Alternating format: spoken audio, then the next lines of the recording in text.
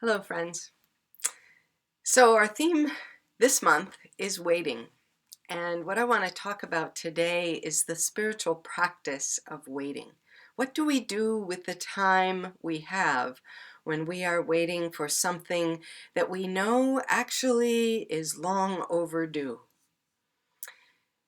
Scientists who study human behavior tell us that the longest kind of waiting is the kind when we are idle, when we have nothing to think about or look at. And this is actually why so many elevators have mirrors on the doors inside and out, because it's shown that if we're looking at ourselves, we are less likely to become impatient when the elevator doesn't come, or if it takes a long time to ride it up or down.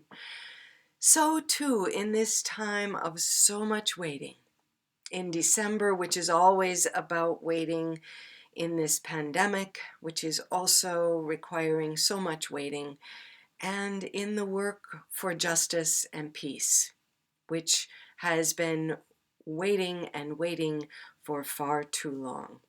So today I invite you to think about, what are we doing with our time of waiting? The best example I can think of somebody who made tremendous use of unjust waiting time is the story of Nelson Mandela, who was arrested in South Africa in 1963 for political offenses and was imprisoned for 27 years. During that time, there are lots of things he could have done, but how he chose to use his time in prison was by learning the language of his oppressors, by creating relationships with the guards who watched him, by cultivating in himself an understanding of the very people that denied him human rights. And as he did this, he wasn't just cultivating understanding, he also actually physically grew things. So when he was imprisoned on an island where there was soil available to him, he grew a garden and grew food that he shared with his fellow prisoners. Later, he was transferred to a facility that was entirely cemented over, and so he asked for and was given barrels of soil as well as seeds to plant in it.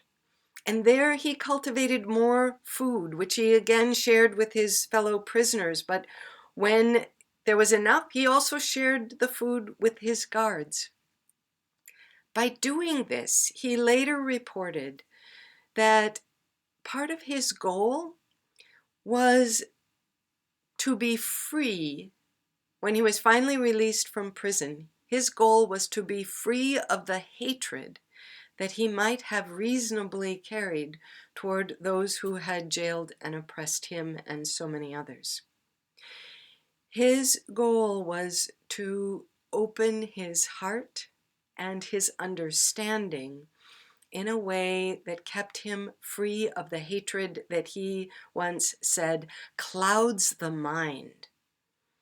And it seems that he actually did that, because it was his leadership that led to the peace and reconciliation work in South Africa that so many other places now regard as a model. So we have many things that we are waiting for today. And I invite you to consider how you are using your time and how it might free you in desirable ways once your waiting is over. I share with you this poem from Dan Albergati called Things to Do in the Belly of the Whale. Measure the walls, count the ribs, notch the long days. Look up for blue sky through the spout, make small fires with the broken hulls of fishing boats, practice smoke signals, call old friends and listen for echoes of distant voices. Organize your calendar, dream of the beach, look each way for the dim glow of light. Work on your reports, review each of your life's 10 million choices. Endure moments of self-loathing. Find the evidence of those before you. Destroy it. Try to be very quiet. Listen for the sound of your heart.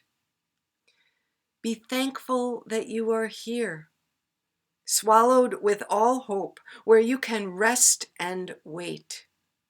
Be nostalgic. Think of all the things you did and could have done. Remember treading water in the center of the still night sea, your toes pointing down, pointing again and again down, down into the black depths. One practice of waiting, friends, is to write your own poem of waiting. Name something you are waiting for, whether it seems attainable or not, and then write your own poem. Things to do while waiting for, fill in the blank, and write your own set of instructions. As Dan Albergati did, you can combine the fantastical and the silly with the serious and the significant.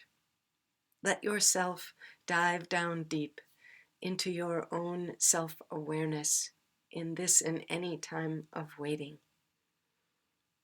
Take good care, friends. Be steady, be still. Wait well.